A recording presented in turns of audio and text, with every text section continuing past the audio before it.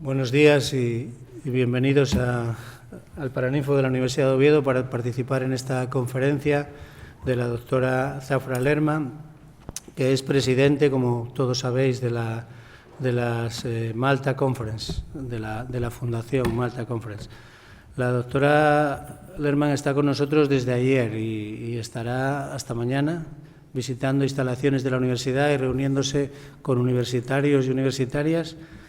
Y me gustaría dar simplemente para introducirla unas pinceladas de su currículum. Ella me ha dicho que ella va a hablar en inglés. Tenemos una persona, Martínez Cachero, que nos va a ayudar si alguien necesita traducir algo al español o al inglés, en cualquier sentido. Y Zafra me ha pedido que la interrumpáis en el momento que no entendáis algo. Creo que lo vais a entender todo, pero bueno, en el momento que no entendáis algo, pues la interrumpís. Decía que quería dar unas pinceladas de su currículum. Ella es química, una química americana, y trabaja en educación y trabaja como benefactora, ¿no?, que es una de sus facetas fundamentales. Trabajó sobre los efectos de los isótopos en las universidades en Cornell y en la Northwestern University en Estados Unidos, y también en el ETH en Suiza, todas instituciones muy importantes. Desde el 86 al 2010 fue la presidenta de la American Chemical Society, del subcomité en libertad científica y derechos humanos. Tuvo éxito en prevenir que no se llevaran a cabo algunas ejecuciones y logró que se liberaran algunos prisioneros de conciencia, y también llevó a algunos disidentes hacia la libertad. Recibió muchos premios, no los voy a recitar todos, más de 40, por su trabajo tanto en educación como en derechos humanos, como en ciencia y diplomacia, y se incluyen muchos. Citaría uno de los últimos, que fue el premio Andrei Sájarov a los derechos humanos que le concedió la Sociedad Americana de Física, y también en 2016 recibió el premio Paz y Justicia de las Naciones Unidas en el UN Novus Summit. Fue fue invitada a hablar en el Congreso de los Estados Unidos en 2002, 2004 y 2013. Y habló sobre su trabajo y sobre su faceta de benefactora, como decía, ¿no?, y de los problemas que hay actualmente en el mundo. Es una gran divulgadora también, y su trabajo aparece en los medios muy frecuentemente. Ella está muy relacionada con una actividad que es importante, que es las conferencias de Malta, las Malta Conference. Ahora se va a celebrar en diciembre la 8ª conferencia, se va a celebrar en Malta, sobre las fronteras de la ciencia, Research and Education in the Middle East, a Bridge to Peace, y se va a celebrar, como decía, en diciembre, del 10 al 15. Nosotros estamos muy interesados en tener una relación con estas conferencias y con la propia Zafra en la Universidad de Oviedo. Esta visita es parte de este programa, pero también nos desplazaremos a Malta. El vicerrector de Extensión Universitaria estará en la Malta Conference. Estas conferencias tratan de aprovechar la internacionalización que nos produce y el gran, la red que siempre se teje entre investigadores, de forma que podamos sobrepasar, ¿no?, las redes gubernamentales, ¿no? Nosotros siempre decimos, y es algo que los universitarios y los investigadores tenemos muy interiorizado, que realmente la ciencia debería tener canales diferentes fuera de las fronteras de los estados y fuera de los distintos condicionamientos políticos, ¿no? Por lo tanto, ahí es donde realmente tiene lugar un contacto entre científicos que no es posible entre políticos, y ahí se logran a veces cosas, como ella contará, que son impensables que puedan lograrse entre políticos, ¿no?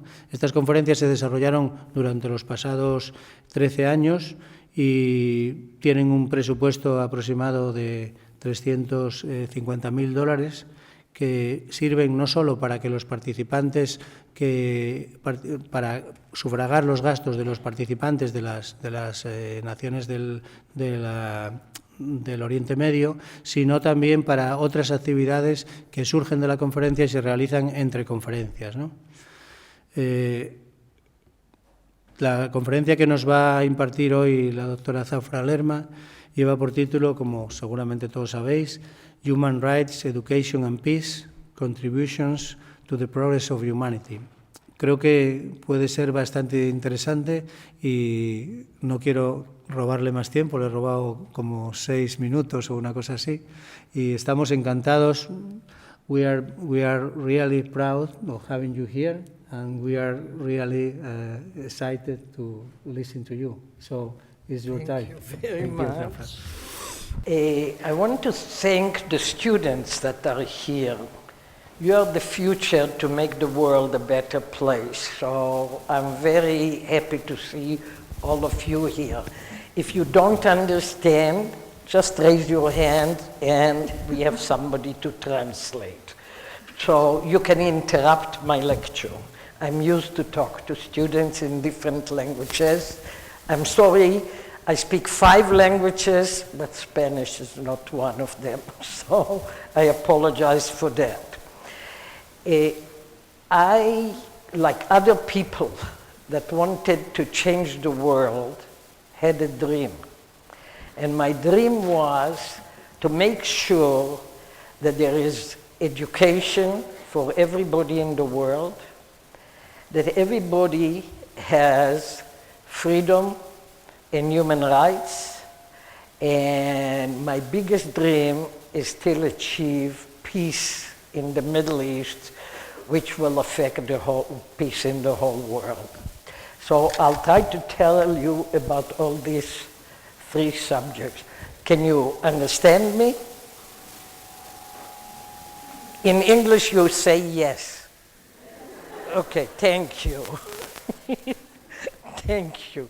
Okay, now we'll see if everything works. I don't know if it's connected there, everything, but let's see now which one goes forward. I am starting with human rights, and you see a picture here of a Russian dissident that, because of his conscience and his belief, was in jail in labor, hard labor in Siberia in the Soviet Union. He wrote a letter to me, but I don't know, this is the only thing I really would like to translate. If you can translate it, I should have given it to you in advance.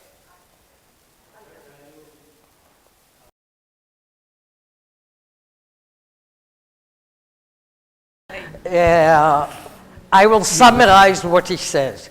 When you work for somebody for human rights around the world, you work for a person that you don't know. And sometimes you risk your own life for a person that you don't know.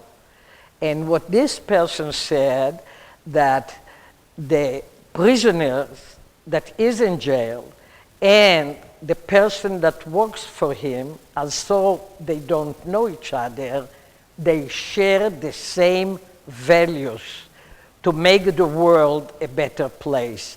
And this is why people risk their life for people that they don't know. So this is the important thing that he said. This is another case of human rights. It's Alexander Nikitin. This is Russia, not the Soviet Union.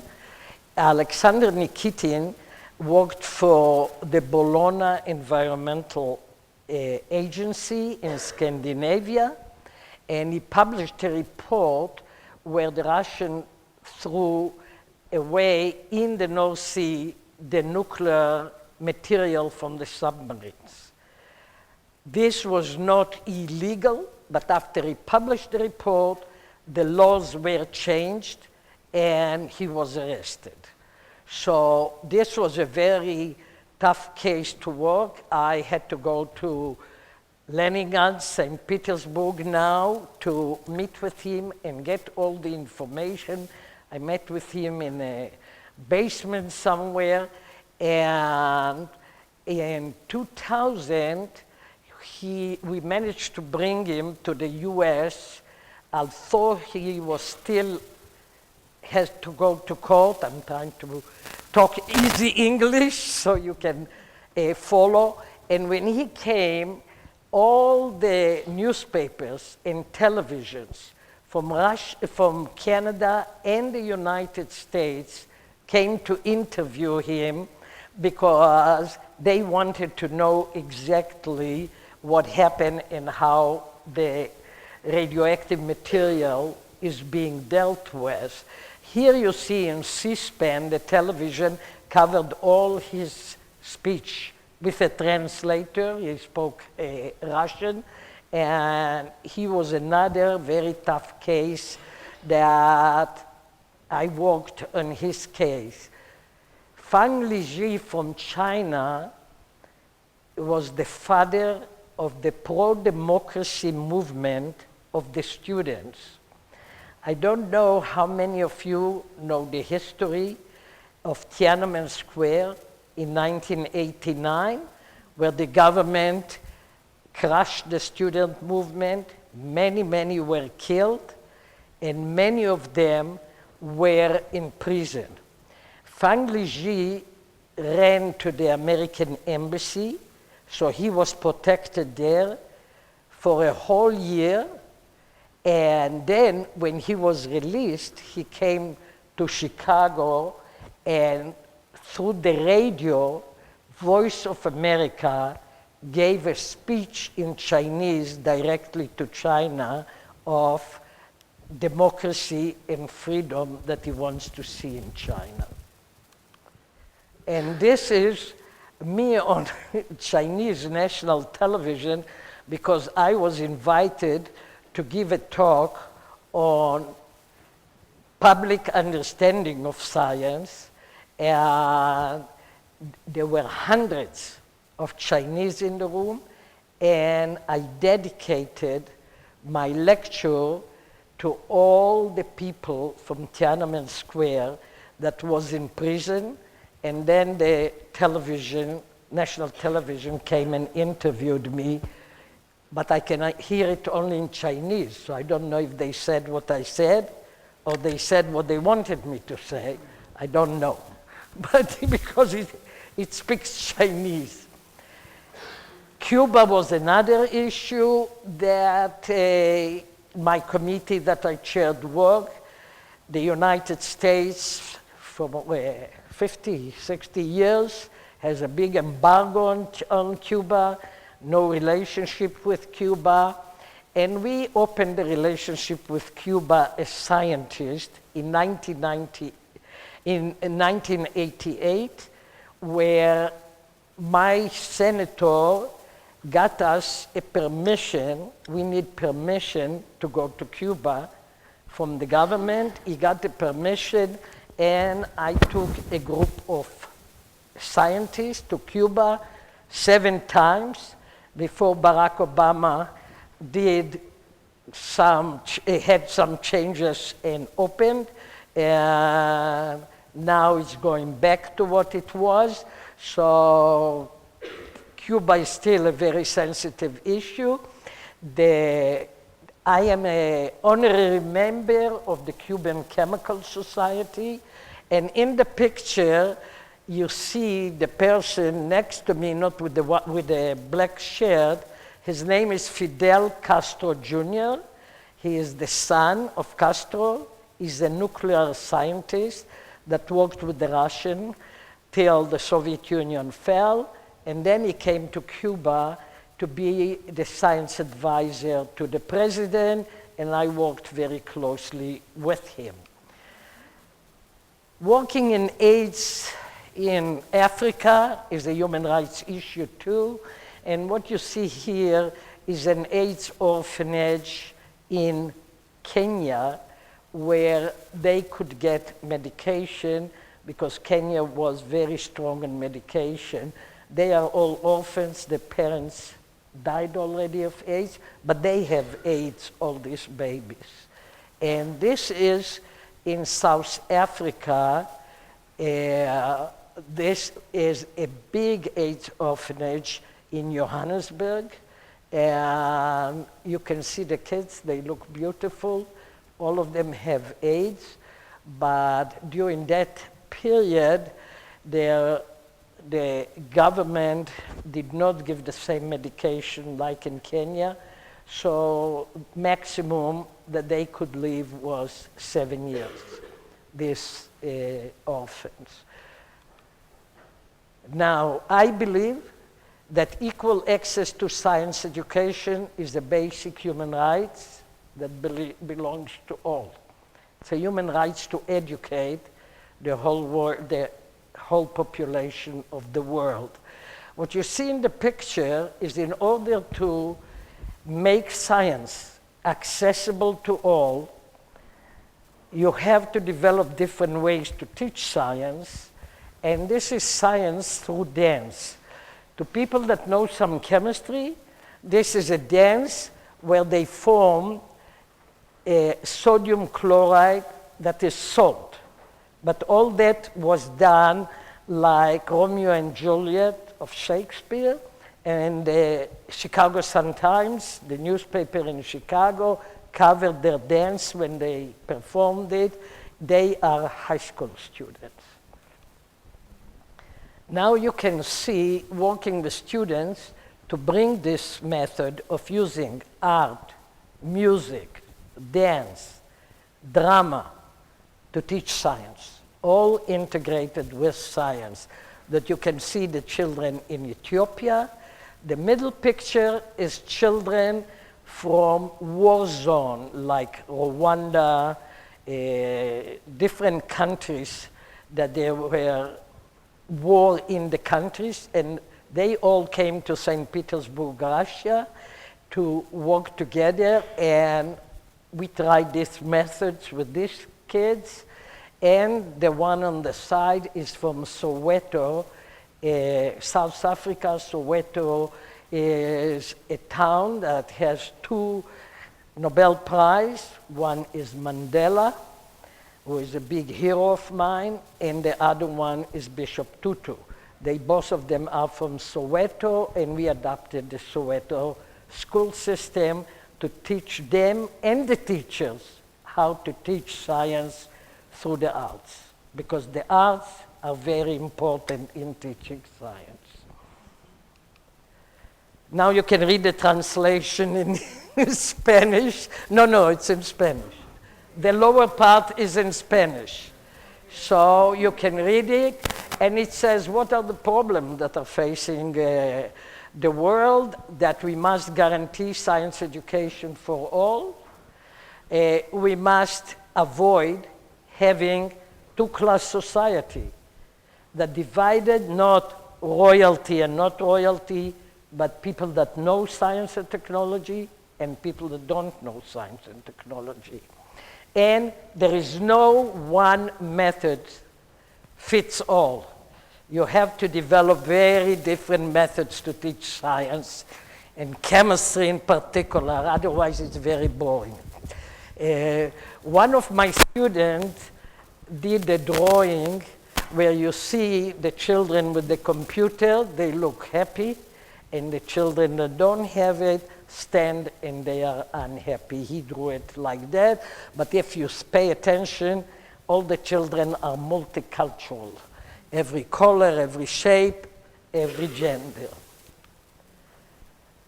Now, what is the solution to solve the problem? Is that we must develop, and you have it in Spanish, we don't need translation, we have it in Spanish, that you need alternative methods to teach and to test the students with the method. You cannot teach one way and then test the students in another way. So you have to adjust everything to the new methods of teaching. This is one of my students did how he felt about the chemistry class. Teaching, you can see the equation, it's forming salt, and the students are falling asleep because it's passive, they are just sitting, and it moves to an active mode. They do the same thing, but with dance. So you can see the difference. Now, everything the students do by themselves. We don't use any commercial visualization. The students produce their visualization. Here's art student explaining the nuclear war that now you hear a lot in the news about the US and North Korea about nuclear. This is how the students explained it through art in a cartoon. So you can see, can you see the television from here? This is children in an inner city in Chicago that is very, very multicultural. It's the south side of Chicago. They are usually very poor. The schools are not the best. And this is teaching these students science in the different methods that I developed and went through the world by using art, music, dance, and drama. And you can see how multicultural they are from religion point of view, ethnic point of view. You can see those are just different group of students that are in the same school, but you can see how you have to adjust the teaching to a cultural background too. I don't know if you know that in the United States of America there are 8 million homeless people. They live on the street with their children. They stand in line to get a cup of soup to eat. These children are homeless that you see here in the picture. And one of my dance students teaches them dance in a dance studio. And as you can see, they have periodic table on the floor. I came and taught them chemistry. And then they perform. You can see they perform in different places. To people that know some science, they dance in the blue. When you see 3 together, it's the ozone layer, and they did a dance on the hole in the ozone. The other students are dancing the periodic table. Many of these students went to university, and 2 are now doing a PhD from being homeless and learning on the floor their science. This is South Africa National Television because, how do you say, I don't want to brag. How do you say it? I don't want, you have to say it loud so they can. Mm-hmm. Did you hear her? I don't want to brag, but I received the first international award, international, in the new democratic South Africa. So I was on television, this is national television, explaining the way of teaching science by using cultural background, art, music, and all that on the television. Now we are moving to my big dream is to still see some peace in the world, but since I started my dream, it's going worse and worse in the world. So science diplomacy can overcome cultural, religious, and political barriers where other forms of diplomacy have failed. Can you just translate this title? La ciencia diplomática puede romper las barreras culturales, religiosas religiosas y políticas donde otras formas de diplomacia han fallado, han fracasado. So this is why we are using with the Malta conferences science diplomacy, because everything other diplomacy doesn't work. I will not read to you. These are comments from participants. I'll just give you the last one, the Egyptian, and I will ask you to translate. When the television asked the Egyptian participant in Malta, what nationality are you? They expected her to say Egypt. But she answered, here in Malta, we have only one nationality, and it's called science. And we all belong to the one nationality. Can you translate this sentence? Aquí en Malta solo tenemos una nacionalidad y esa nacionalidad es la ciencia. Did she translate okay? Yeah, Thank you. that was easy. They sit too quiet. I must have some movement here. This is too quiet. They don't move. I don't know.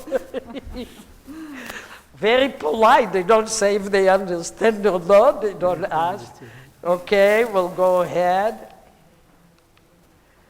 This is the map of the Middle East. You don't see lines that say here is one country, here is another country. Science, the environment, see the map like that. The lines that are the borders were put there by the French, by the Belgian, by the British. It has nothing to do with nature. And nature doesn't recognize the lines. Therefore, to work on the environment, on water, we need everybody to collaborate. So here are the countries that participate in the conference. I don't know if you have in Spanish different names, so you can know they know the countries. You can see many of these countries are enemies of each other, but the scientists have one nationality. It's science. Science is an international language, and everybody understands the same language. Here you see in the conference 2 Nobel laureates. We have in every conference 5 Nobel laureates. Is Nobel laureates in Spanish? Premios Nobel. Okay, thank you. And the reason is that the governments don't know exactly who is coming, because otherwise a lot of people would be prevented to meet with each other, and especially with the Israelis. The Israelis are a very important part of all this group. So the Nobel laureates are very important for us, because every government wants their scientists to spend 5 days with Nobel laureates and discuss their science. So they are very important to be in the conference. Now, what the Malta conference is doing is giving a platform for these people that their government are hostile with each other. Hostile, can you translate? Hostiles o enemigos. With each other, to get together, spend 5 days together, learn from each other, become friends, and develop collaboration. It gives a platform that people suddenly can see that everybody is just the same human being, the same scientist, and because a lot of countries describe the enemy as monsters. As the Iraqis, when they came, they said that 50 years they learned that the Israelis are monsters, not human beings. And suddenly they find friends, excellent scientists. So this is what Malta does. Malta is the only platform in the world where the scientists from these 16 countries and Morocco can get together and spend 5 days eating together, having coffee together, talking science together. There is no other platform in the world that they can do that. We have in the network 600 scientists that went through these conferences. Now all of them are professors, directors of institute. They have thousands of students. So the message goes much, much farther exponentially than 600. It's 600,000 because everyone has thousands of students. You can see here a group of women walking in the conference. You see, they just walk together, and if you can see, few have their head covered, few look otherwise, but they all call each other sister. This is the sisterhood, the women getting together. The Malta Conference has different rules and different guidelines. The Nobel laureates are giving the main lecture because it's very important that every country will be equal, not one better than the other. So lectures are only by Nobel laureate.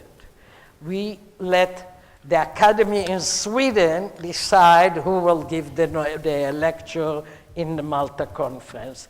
So it will not be that we decided that one country has better scientists than the other.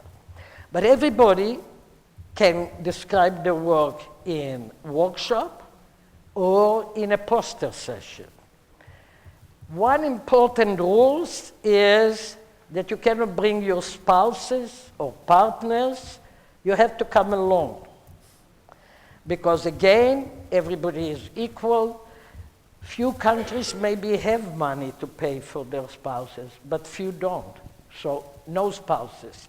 In addition, if you had a class in chemistry, you know that if you dilute the solution, dilute is it the same in Spanish, or how do you say? Diluir. If you dilute the solution, the reaction is very slow. They cannot react with each other.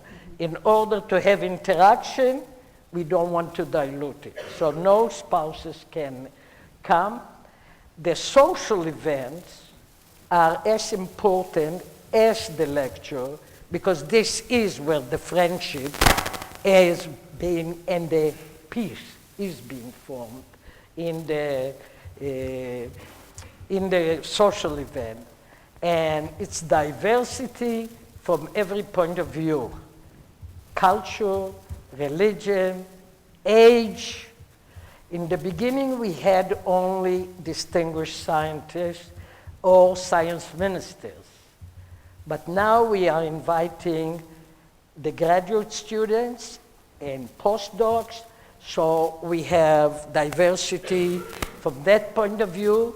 In the beginning, we did not have many. We started only with 4 women from the Muslim countries because there are countries that women cannot travel alone. But now 1/3 of the participants are women scientists. So it's really diversity from every point of view. You see here 3 women from the Arab countries looking at the poster session. This is the workshop. You see people are talking to each other, and we have several workshops. What you understand the subject, but what is important is energy, water, education, entrepreneurship, and innovation, nanotechnology, so people can participate in the different workshops. Water is the most important workshop because the Middle East is desert, doesn't have water. And usually I say that a young person who is thirsty, uneducated, unemployed, doesn't have what to lose to become terrorist. Yeah. Can you translate this Sí, que sentence? una persona que es pobre, que no tiene educación, no tiene nada que perder si se vuelve terrorista, si se convierte en un terrorista. If they have nothing, they don't have what to lose. The dark picture is the water in Gaza. You cannot drink this water. They have a lot of diseases, blue babies, because they have very contaminated water. The man on the side is from the University of Gaza. The woman on the side is from Technion, Israel Institute of Technology. They are collaborating on testing the water and finding a way to clean this water, because the water in Gaza is really an emergency. You see here a water expert from Gaza talking to a water expert from Israel, discussing the situation, and a unanimous resolution on the water in the Gaza Strip was written by an Israeli, voted by all the participants unanimously, and then it was sent to the governments and to Mr. Tony Blair, who used to be the Prime Minister of England, and then he became the quartet envoy for the EU, the US, Russia, and the UN. And this was sent calling the government to leave their problems aside and solve the problem in Gaza. Is that clear? I told you how you answer in English. The word yes if it's clear. Is it clear? Yes. So answer like a choir, okay? I don't like soloist. Can you translate to them? Sí, está claro que contestéis como un coro y no como solistas. Thank you. Here you see students. The two ladies there are from Egypt. The two guys are from Qatar. And they all stand next to their poster and explain the poster to the scientists and the Nobel laureates.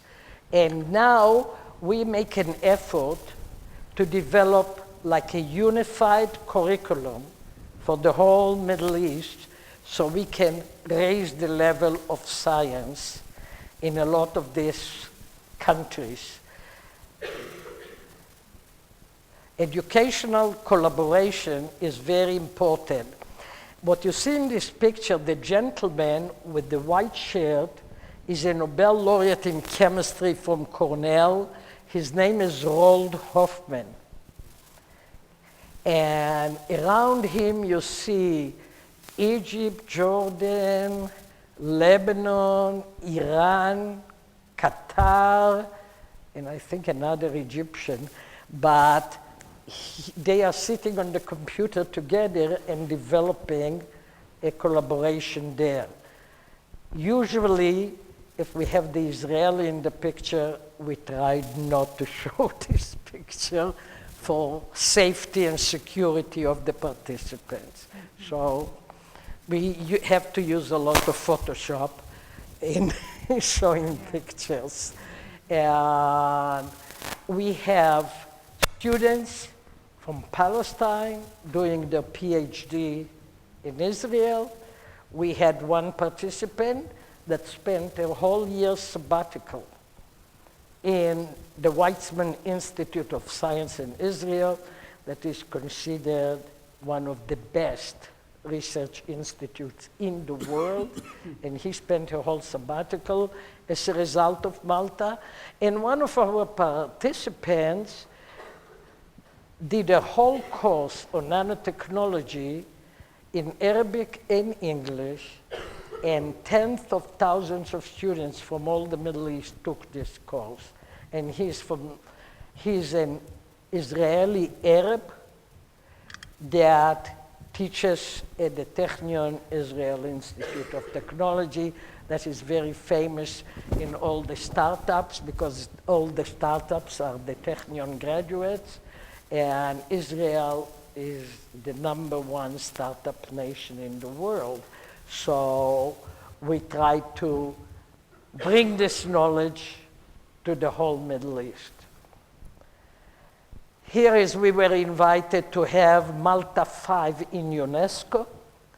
And the people that you see, the lady in the pink jacket is Irina Bokova, Director General of UNESCO. Next to her is His Royal Highness Prince Hassan from Jordan, King Hussein's brother. Behind them, I'm coming with them into the conference. Prince Hassan attended several of the Malta conferences, probably will attend the next one. And Prince Hassan always emphasizes to the audience, you must teach science instead of praying 5 times a day during the school. If you want to become an important country, if you want to have influence, science education is the way to bring all the countries up. So he is a big promoter of science education. His daughter, Her Royal Highness Princess Sumaya, is the president of the Royal Society of Science in Jordan, and she's now organizing the World Science Forum, that is a very important forum, like the Economic Forum in Switzerland, Davos, and she's involved with us, and she invited Malta to be part of this science forum and organize a symposium on science for peace. So his daughter is working very hard for science for peace. This is Malta 6 on the island of Malta, and you see the head table standing because the person in the middle is the president of the Republic of Malta. So when the president comes in, the anthem must be played.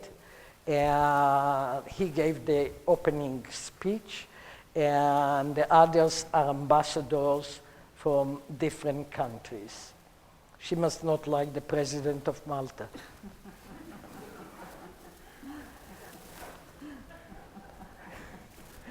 Okay, this is Malta 7 in Morocco, and all the people that you see there is the ambassador of Norway, ambassador of Finland, ambassador of England, minister of education.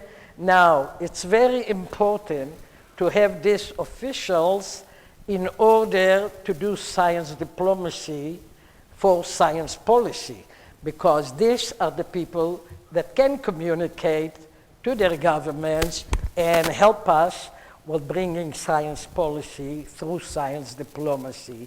And if you can just translate what one of the Moroccan participants said about the conference that was in Morocco last time.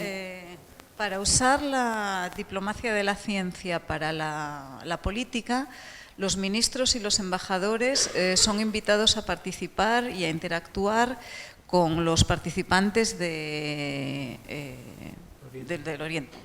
Thank you very much. I will go now faster because I want to show you a 5-minute video produced by one of the board members of the Malta conferences, and he's sitting here, our board member, Mr. Rodriguez, and I want to show you a video that he produced on Malta. It's interviewing the people, they speak English from all the countries, but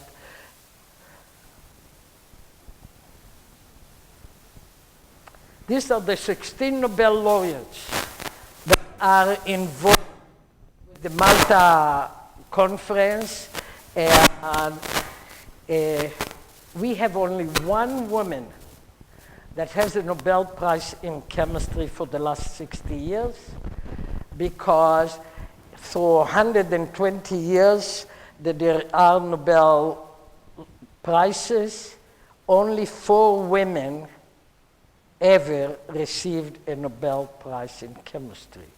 First one was Madame Curie, second one was her daughter, Irene Curie, the fourth one was Ada Yonat from Weizmann Institute of Science in Israel. So she's the only woman. All the rest of them are men from all over, Switzerland, United States, France. They come from different countries, but those are the Nobel laureates that are very involved with us, and each of them participating many times. And what Ada Yonat said is, we can all agree with science being limitless, borderless, countryless, genderless, just science. So this is a quote from the only woman Nobel laureate in, we have even somebody from Taiwan that is a Nobel laureate. This is a speech about Malta that was done on the US Senate on the floor, and this is a speech that was done in the US House of Representatives of the Congress. We have in the Congress, we have Senate and House of Representatives. So in both of them, there was a speech about Malta. And this is recognition for human rights and peace. The one in the corner, there is no, there is a laser beam, I said, no. Okay, too bad. The one in the corner there is in the UN General Assembly. And this is when I received the Peace for Peace and Justice. The picture there is for the Andrei Sakharov award, but Andrei Sakharov is dead, but I was privileged to meet with him. So they advertised this picture when they gave the award for human rights. Below is the award for science diplomacy. And in the middle is the Norwegian Nobel Peace Institute. You can see the Nobel sign. And I was invited to give a lecture, but still did not get the prize, but it's on the way. Okay. This is thank you, and every country I have to add another language, but this is Chicago. And Chicago has a big lake called Michigan, and it's one of the most beautiful architectures. So I want now to show you the tape. Carlos, why don't you start the video? You did it, so you take care.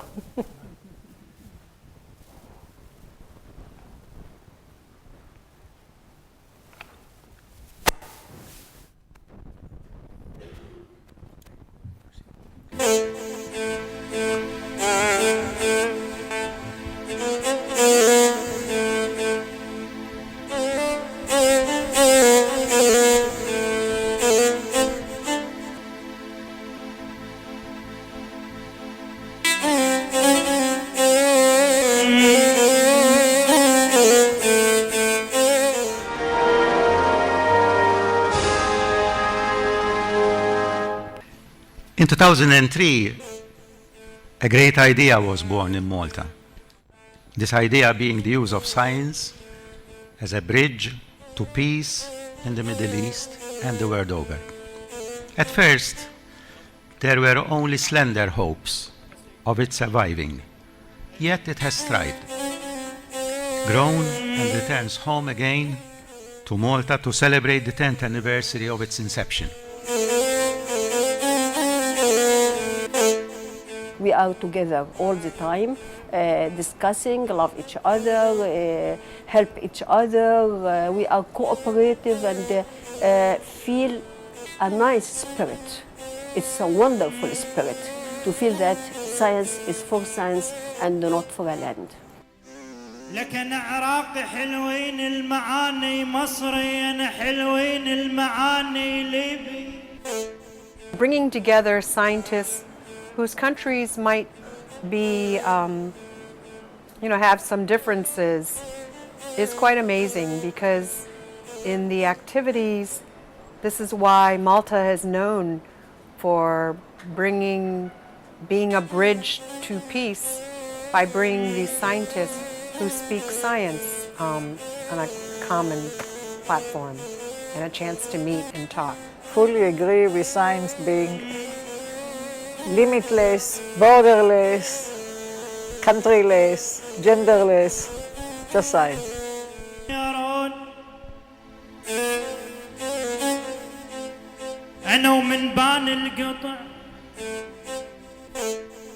It's really wonderful gathering that really proves that science unites us all. We are all talking one language of science, language of technology. We are all, approaching the future. We are all preparing better future for our young generations. And this is the common cause that helps us to, we overcome, and we don't really remember any of the differences that we have, but we unite around science, around solutions, around a better future for our young generation. I think the conference is very important because you tend to participate in various workshops like nanotechnology, science education.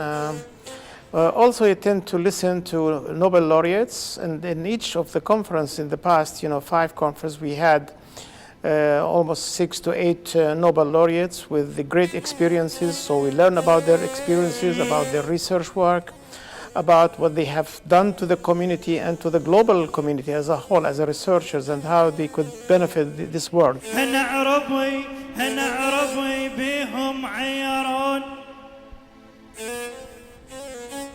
In one case, is a big success story when a student came after a first degree and at the Weizmann Institute became a full-fledged research student, and now is a successful postdoc at Berkeley. And another one came and is in Canada. These are people that came from a background where they were not exposed to research. The Weizmann is a high-powered research place, and this is something that we like to share with everyone in the world, and it would be ridiculous not to exclude from that the people closest to us. So, for example, nowadays we are very happy to have Hassan Dwight on a sabbatical with us.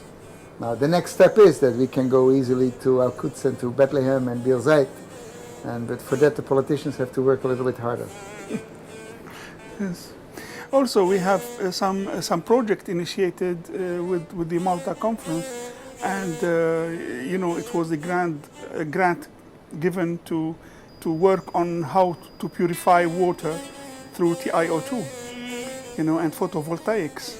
I mean, it was a success, I think, and this has been initiated in Malta.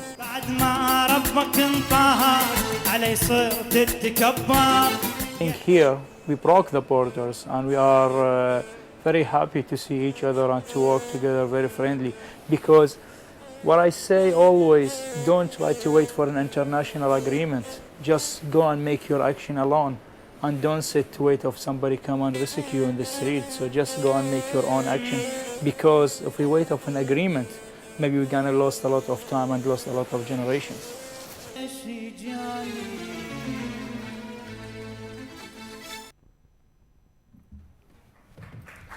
Thank you very much.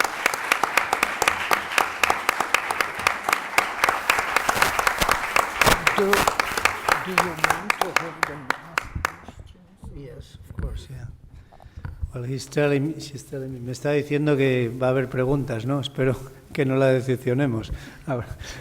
No sé si me gustaría agradecerle mucho su intervención y, bueno, al habernos contado toda una vida, la vida de una química que se dedica a luchar por la paz, ¿no? y por intentar favorecer los derechos humanos. ¿Tendremos suerte de tener alguna pregunta? Sí, hay una. El micrófono, sí.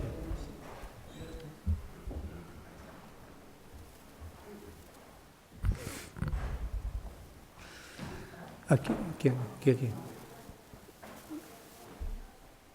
Aquí había una, adelante. Había una. Hola. Do you think there's anything that could be done at... Do you think there's anything that could be done at an international level to improve the situation of LGBTQ people in Chechnya or in Russia in general? Can you repeat the question? It's... If you think there's something that can be done at an international level to improve the lives of people in Chechnya? Chechnya, yes. Or in Russia in general? LGBT Of LGBT people. Yeah. Lesbian, gays, I know, transsexuals. I know what yeah. is Sorry. I think that if we can bring this group of people to understand each other by having dialogue, the most important thing is meeting people face to face. As I said, the Iraqi thought that the Israelis don't look like human beings. It's the fair, and I'm involved in the US with this group. The point is that to interact, if people will interact with the GLBT groups, they will see that they are human beings exactly like them, productive, friendly, talented, smart people. But there is always, and you will translate because I'm going to use a word that might not be clear, there is always a tendency to demonize people that you don't know. So I think it must be people to people, bringing together not just the LGBT meeting by themselves, having their own places, having their, like in the US, this is their bar, this street in Chicago this is where they live. The point is that they should be, so people can learn that they are just regular human beings, the same as in Chicago, not in Chicago, in the US, especially since November 8th when we had the election, there is immigrants, people are afraid, Muslims, people are afraid, Hispanic people are afraid, because they don't know, and all what they hear is what somebody talks on the television. I will not say who talks on the television, but somebody.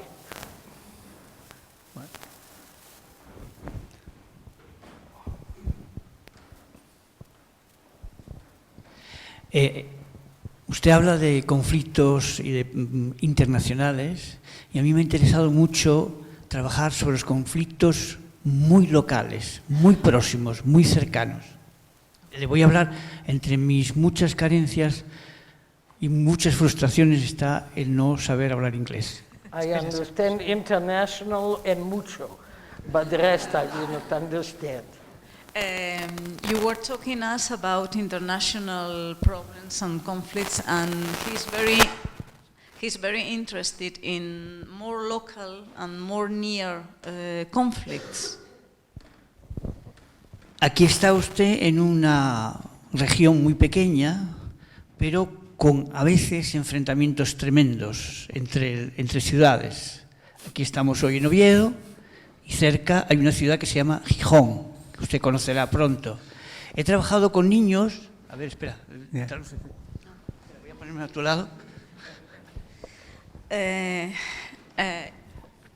We are now in Oviedo, and very close, very near Oviedo is another city, Gijón. Perhaps you know, or you are going to be there. Because two very important people live in Gijón, it's my friends. Sí, so ya for ya me, lo sé. Gijón is very famous. Es very, very. En Gijón estuve tratando con niños y niñas sobre los prejuicios. He was talking or working with kids, boys and girls in Gijón, about the received ideas los prejuicios enraizados, that they have, que casi nunca afloran, de una ciudad contra otra. Les pregunté. ¿Cómo dice? He was speaking with these kids about these received ideas that they have and that perhaps they don't express, but they have about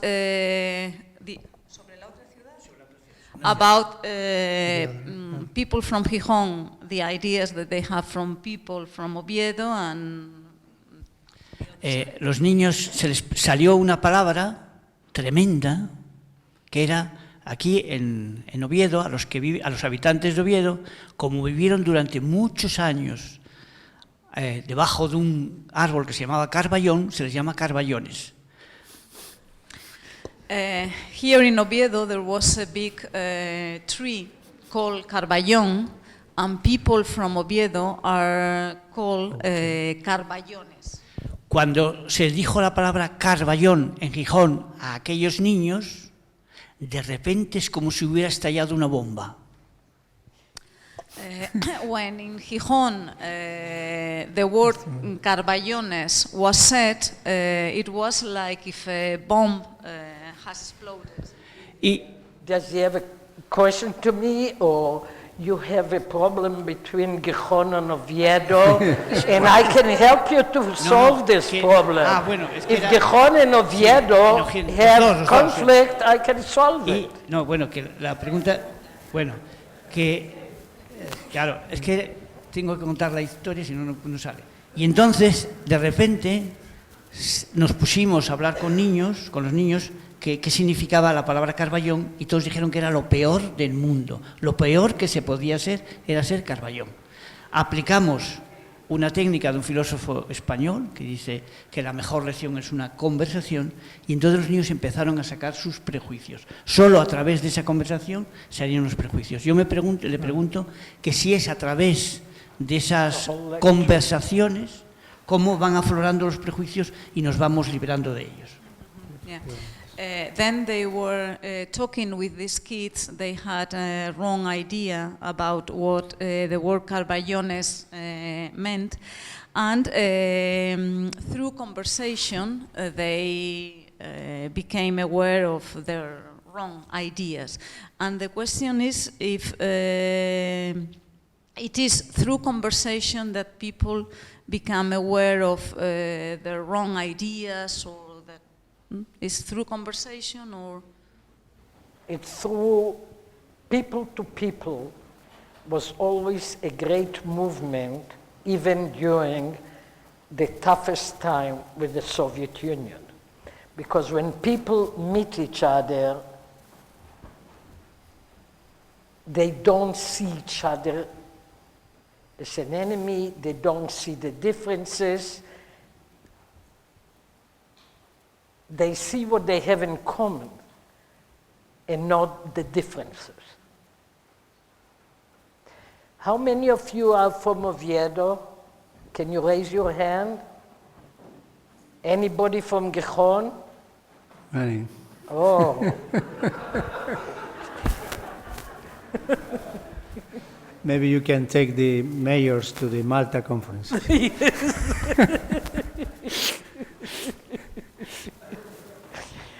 So we will start here the understanding between Gijón and Oviedo. Oh, there is another question. Thanks to Paco.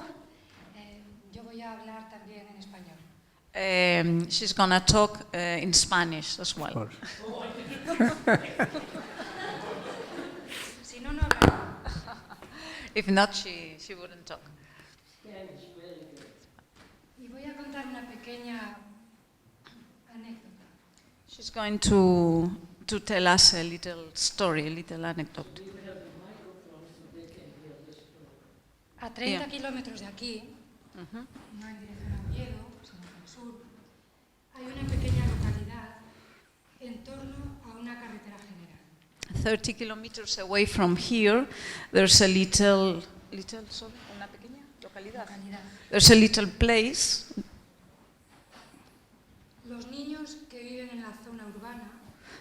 pequeña localidad. The kids that live in this little place, in the urban zone of this little place, consideran a los niños que viven 300 metros más allá. Consider the kids that live 300 meters away.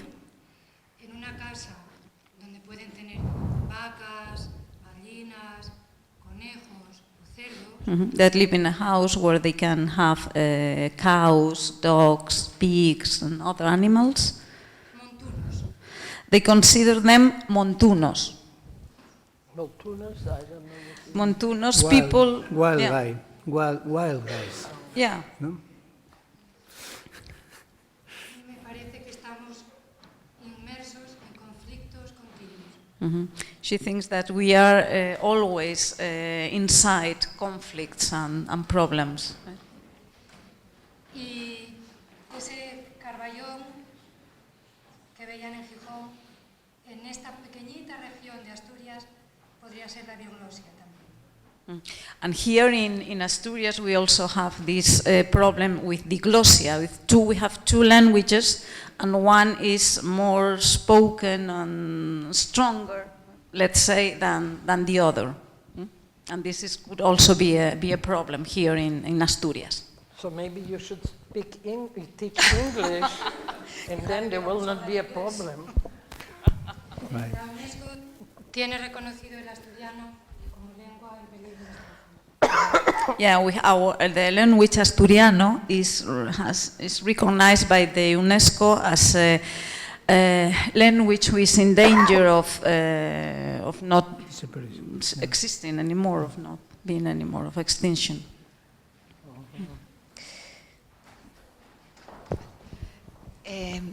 I would like to make a question. As you see in Asturias, this is a reflection of our society. Our problems are not so big as in a multicultural society as in the States.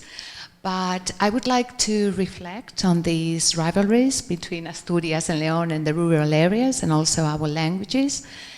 But I would also like to ask you, what's your impression of what other countries are doing to help a multicultural society and new immigrants of different type in different cities, countries in the world, to achieve good results in education and integrate quickly?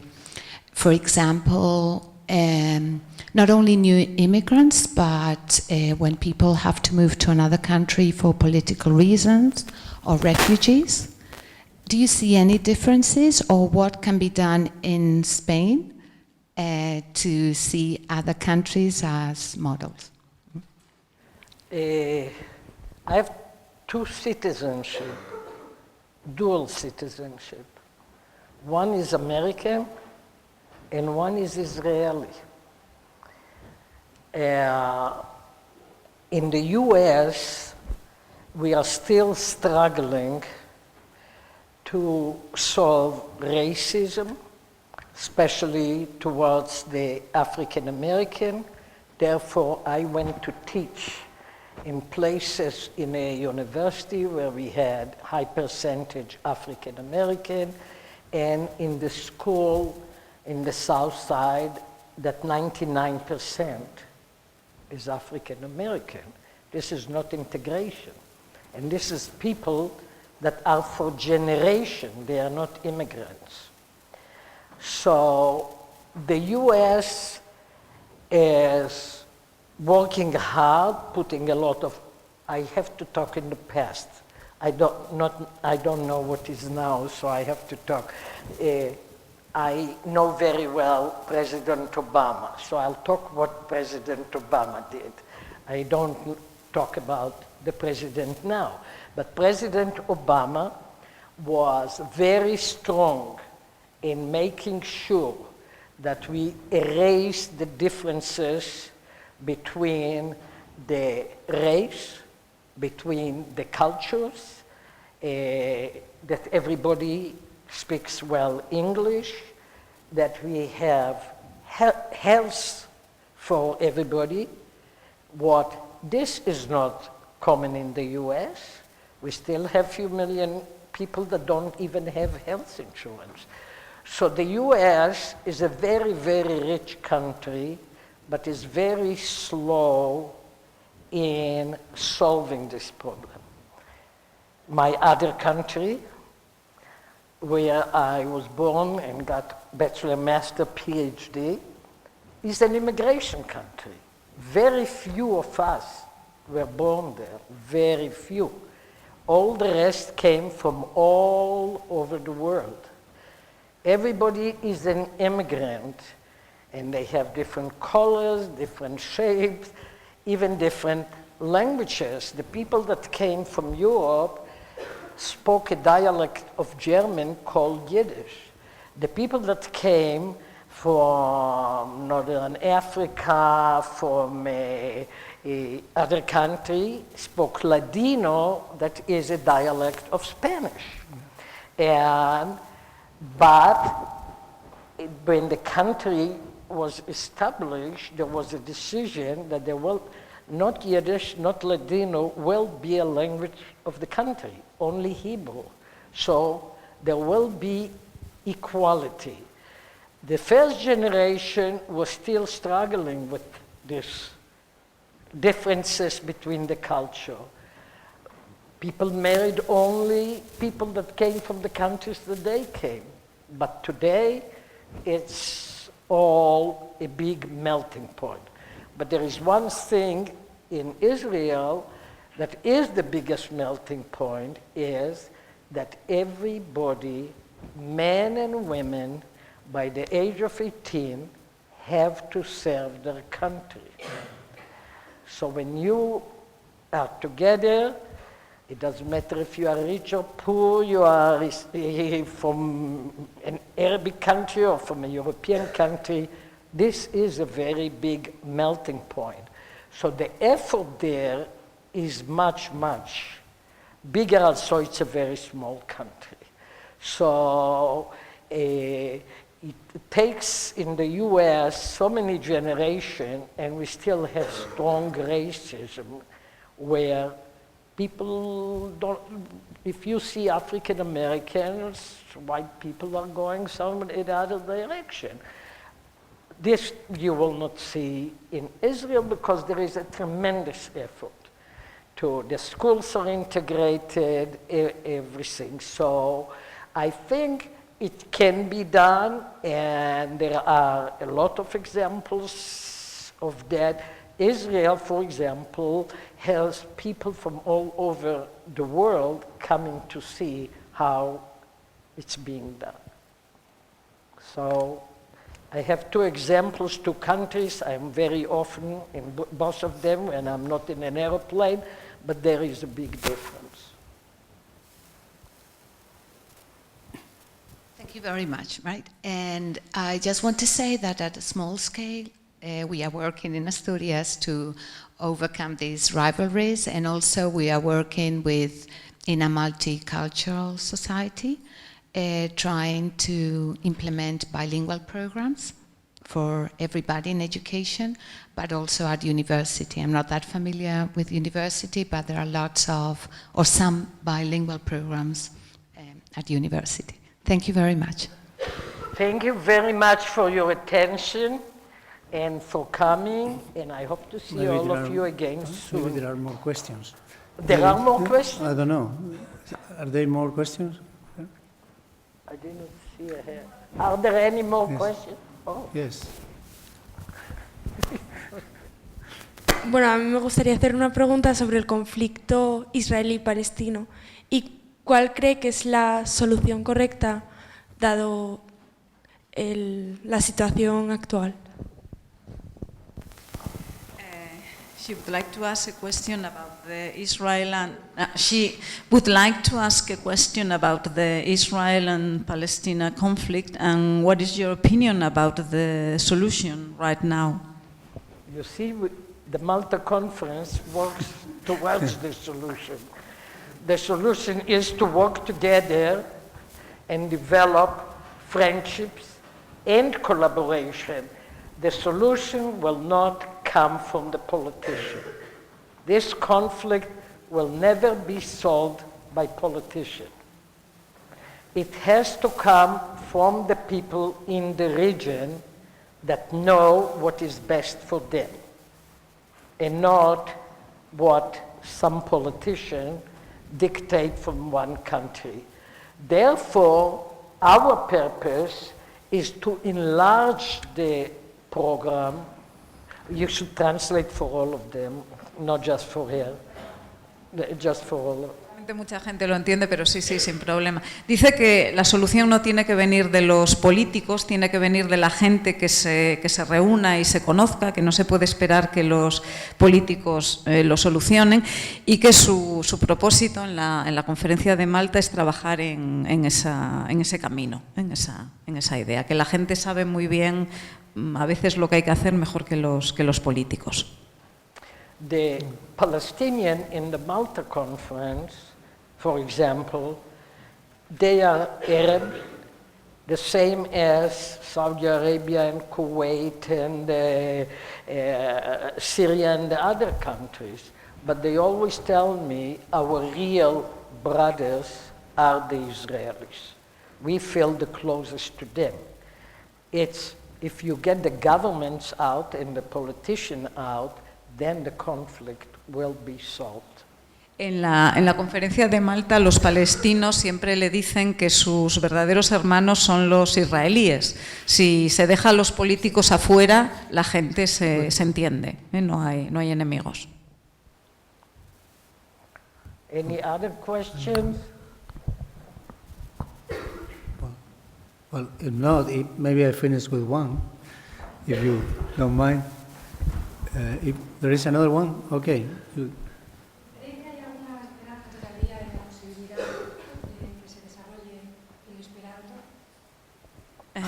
Do you think there is still any hope for the Esperanto language? No, I don't think so. I'm not a prophet. I don't know what is languages is. Also, I speak 5 is not really my strong point. I love languages. Also, I'm a scientist, and I think every language should survive, because every language has important literature that we can learn from.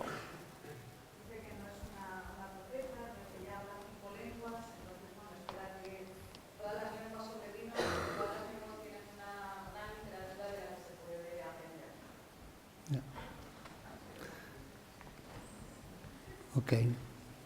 So, my question. Oh, another question. And it's the end, I guess, if no one likes to. You are saying that the scientists may do something better because they are independent and they can talk each other better than the politicians, better than the others. But sometimes the scientists has problems themselves to move. So just to get a visa is not easy sometimes for some scientists. So, yeah. Don't you say it's very, very difficult? Yeah, in some the cases. The visa issue, I'm dealing with that every Malta conference. Right. The visa issue is what will stand on the way for us doing our best towards peace. Right.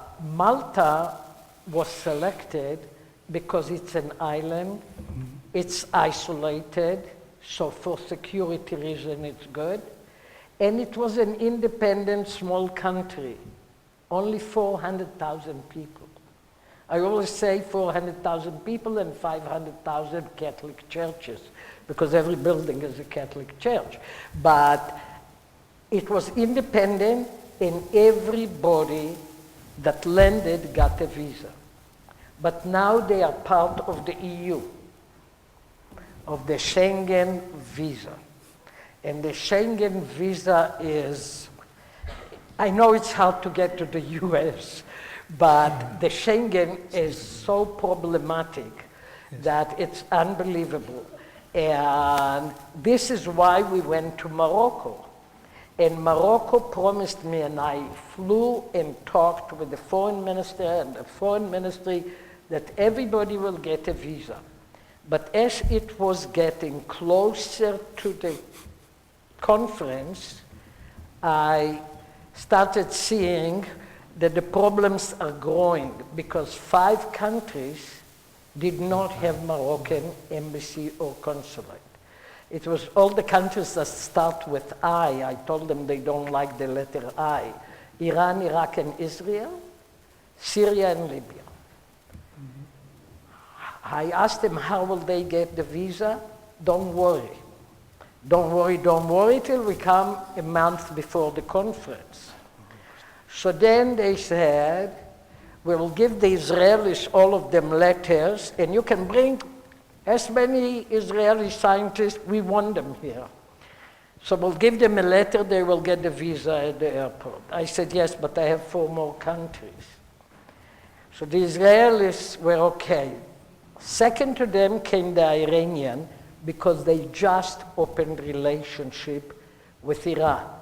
Morocco did not have an embassy in Iran, but Iran already had an embassy in Morocco. So the Moroccan got. But I was left with Syria, Libya, and Iraq, where they told me, no way, under no circumstances, they will give a visa for these countries. And the time was running very fast. And I managed to find, and I'm not going to say how the cell phone of the main advisor to the king. And I called him on the phone. And I said to him, and he is involved in a lot of peace in UNESCO, UN, all that.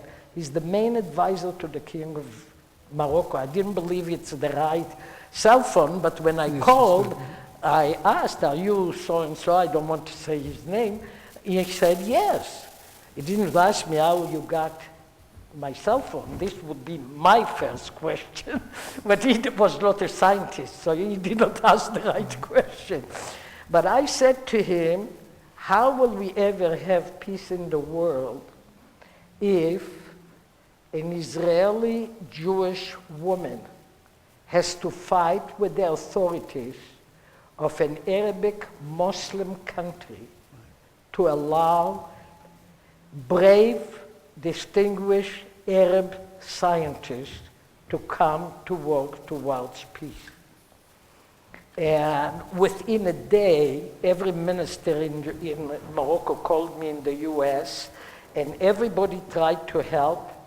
And I managed to get letters for Syria, Libya, but Iraq suddenly, a day before the conference started Sunday night. Saturday, the Iraqis called me and said, we are getting on the plane. I was in Morocco already. We are getting on the plane. We don't have a visa. I befriended one of the ministers. He told me I cannot get the minister, the foreign and interior. 2 ministers have to issue a visa.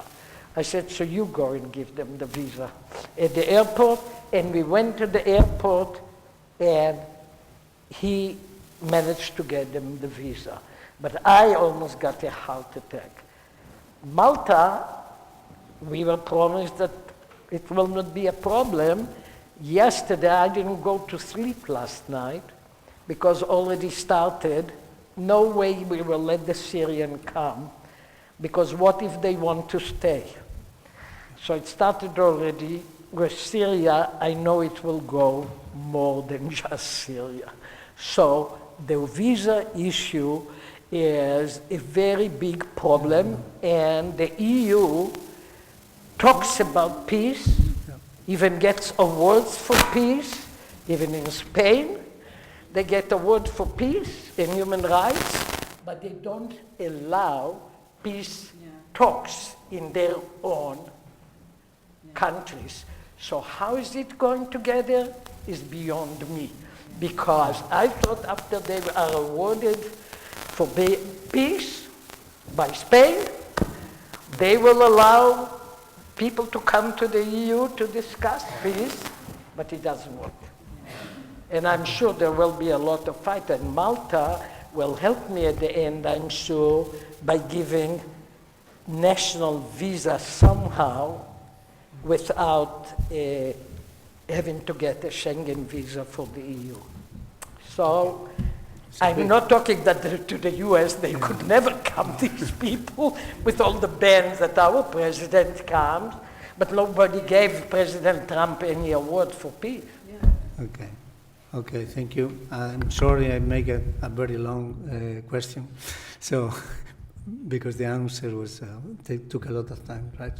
So I think it's a long way to get really to get a visa for everybody and to get a scientific visa, which will be the aim at the end. Very, very hard. But from the other point of view, I was supposed to be a plenary lecturer now for an IUPAC green chemistry in Moscow, and guess what? The papers didn't come. They told me tension between the US and Russia. I've been in Russia so many times. You know what they told me? You have an Israeli passport. Come on, an Israeli. Okay, yeah. Okay. So okay. Visa is a big problem.